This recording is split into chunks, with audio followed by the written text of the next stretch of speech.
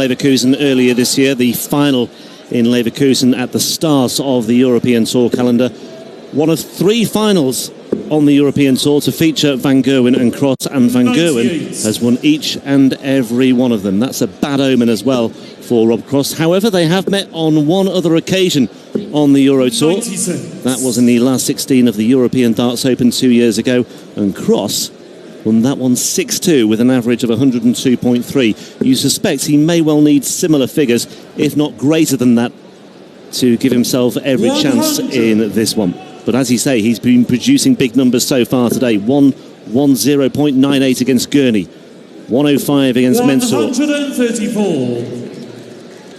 A significant step up from the 93.52 that he produced against Michael Rastovitz. He wasn't too convincing in his opener. 6 out of 21 on his doubles as well in his second round match. But he's here in the semi-finals. 57. And he's looking to force his way through to a final showdown with either Simon Whitlock or Germany's number 1, Max Hopp. Yeah, the top players from 4 different countries in the semi-finals here tonight. One of them walks away with a title and £25,000. All of them, bar Cross, have won Euro Tours. Yeah, Whitlock was a champion on the Euro Tour way back in 2012. Hopp was a more recent winner last year. Van Gerwen 138 will not go. 98. Robbie require 121. But he's handily placed for a very early break of throw.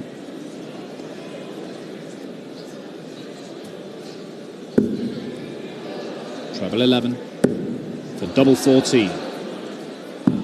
107. Beat Mensur with double 14. Can't find double 14 to start things off against MVG. MVG, however, can find tops. Second leg, Michael to throw first. Game on. He does break the cross throw. It was lacklustre, and he is quite a fortunate boy, Michael Van Gerwen, to be here in the semi-finals, because his game with Ted Evans in the quarters was not impressive. And even when you poke it in there, Michael, it doesn't count. Point's got to be touching the board without you getting your big grubby finger all over. 85. But Michael Van Gerwen did come through with the win against Ted Evans. And he's got himself an opportunity to go and chuck in one of those enormous displays, maybe a couple of them, and win the title. We won't repeat the word that he was, that he selected when asked for an appraisal of his performance against Ted Evans. It was a brief, succinct and pretty accurate summation of his performance.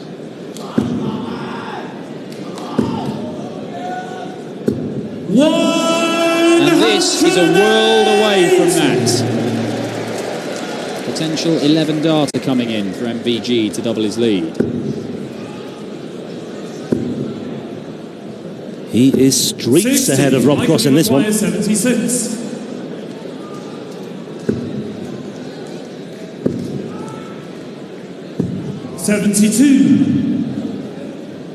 And he can afford misstarts at a double for now.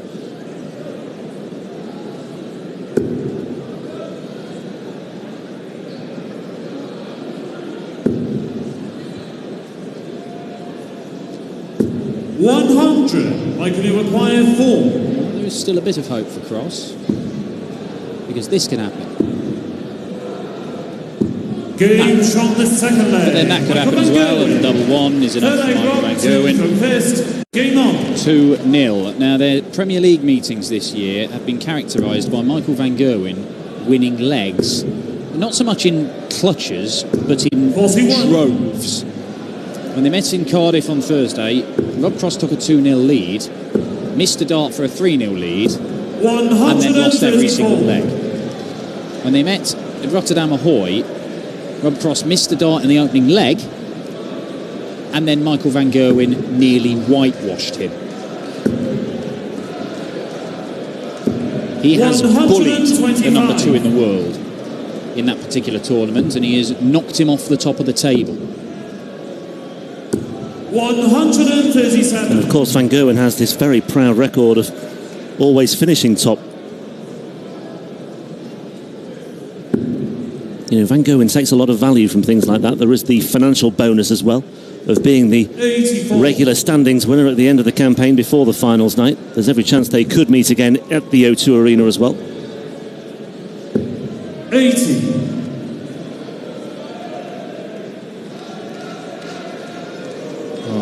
Rob Cross chasing in this leg, a leg where he did throw first. 93, Michael, you've acquired 150. Another in there.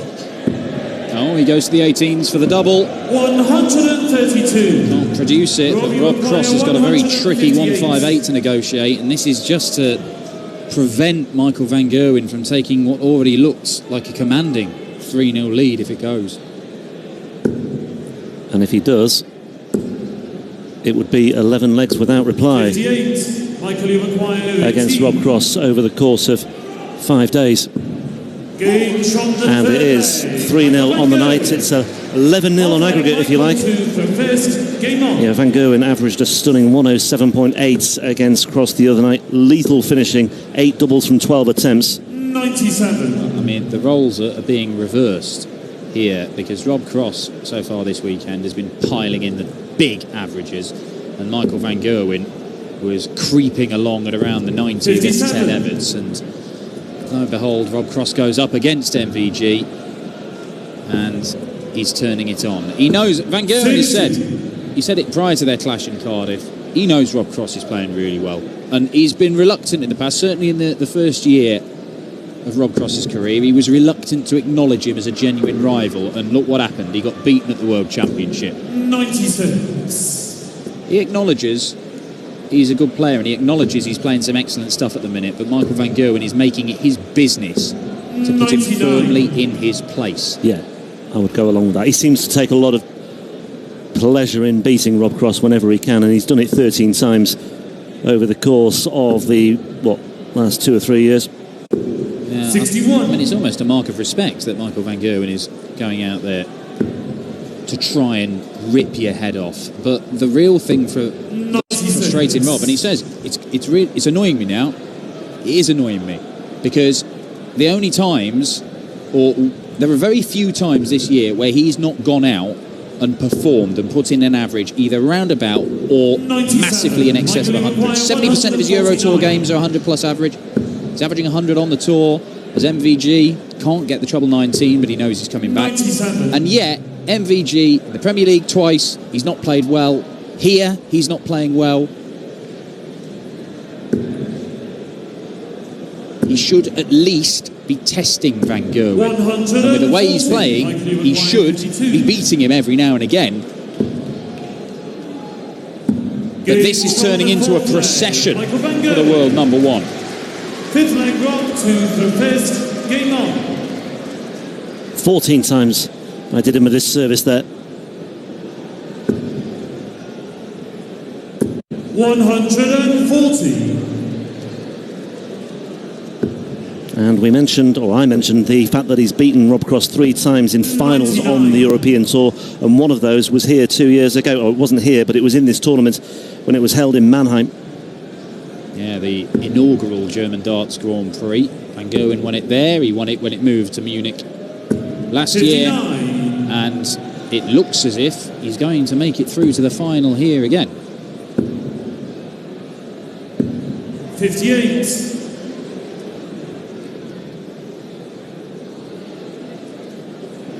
But we do know that Rob Cross is capable of going on these bursts, these surges. Oh, hello.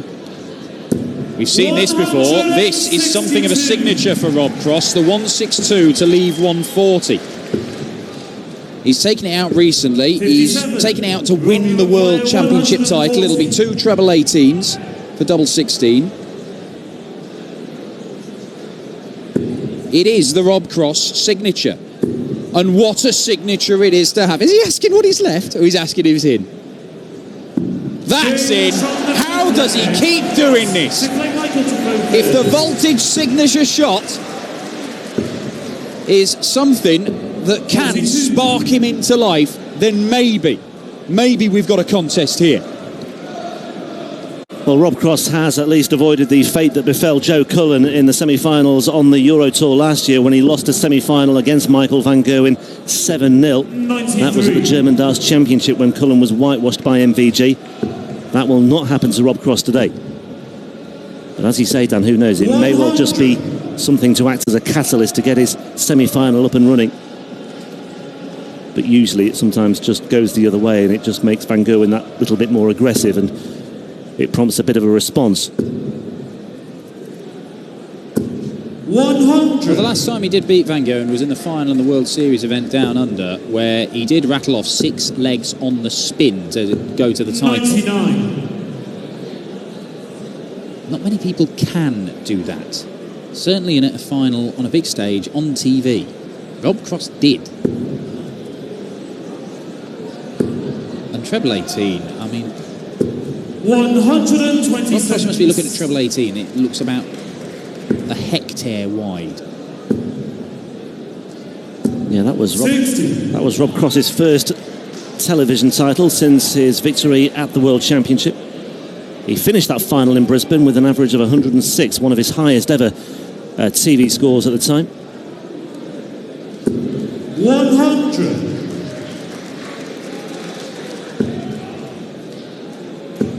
Well, big moment coming in. Van Gerwen on 60. Rob Cross should at least get a dart at double top. If this goes, he breaks the Van Gerwen throw. And his average, ridiculously now, has just climbed above that of MVG.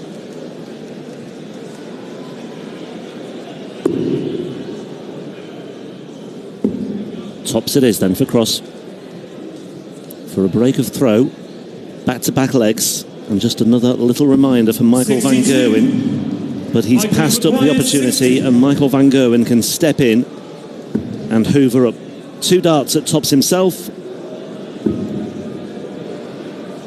And Michael Van Gerwen, who was in danger of being pegged back to 4-2, re-establishes this 4-leg cushion, and he's 5-1 to the good, and he's 2 legs away from his latest European Tour final. 57.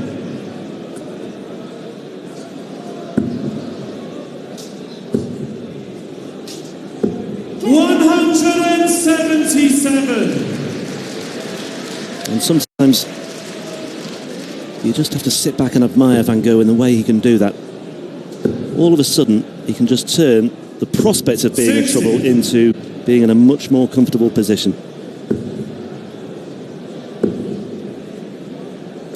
134. 177, 134. And in control on the cross throw in leg 7. 140. Remember, first to 7 in the semi-finals. 123. Gerwen will not win the match in this leg, but with a break of throw here, you feel that there is only going to be one outcome. You may already feel that. 96. Rob Cross may already be starting to feel that. Double 8. 11 darter for MVG, and surely the world number 1 is closing in on a 4th victory out of 4 games against his closest rival in the rankings this year. And it's set to be another big defeat. He nearly whitewashed him when they met in the Premier League in the first game. He won 8-2 on Thursday, and this could well be 7-1. Phil Taylor was always a fan of sending messages out to his closest rivals, putting them in their place, reminding them who the governor was, and Michael Van Gerwen is doing exactly that again to Rob Cross. It has not been his best, but the 11 darter has dragged his average up to around about that 100 mark, and it has been enough, more than enough. And Rob Cross, I mean, he was averaging more than 103 for the tournament coming into this. He was averaging closer to 108 for the day coming into this. And yet we find ourselves here. 108! First 180 for Rob Cross in this time. 134. Yeah, and despite all that, Rob Cross simply has not had a sniff.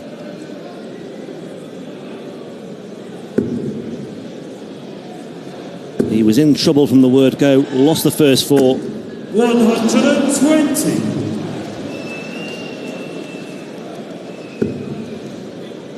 And there's every prospect that Van Gerwen 140. would win this by 7 legs to 1. It would be a 15-3 aggregate, allied with Thursday night. Treble 3 for Rob Cross sums up his night, as does the single 1, 29. as does the single 19. Well, all through his first year in PDC Darts, yes, Rob Cross got a win against MVG, but he was beaten time after time after time leading up to the World Championship. And then, when it really counted, he got a big win against MVG. Do not rule out Rob Cross beating Michael Van Gerwen in a big tournament somewhere along the line. But even if this goes, I'm still not sure it's going to happen tonight. And I'm still not sure he's going to go anyway. He's had to move over to the right-hand side of the Yoki, and 54. That one's even further away. I think he's just overcompensated there.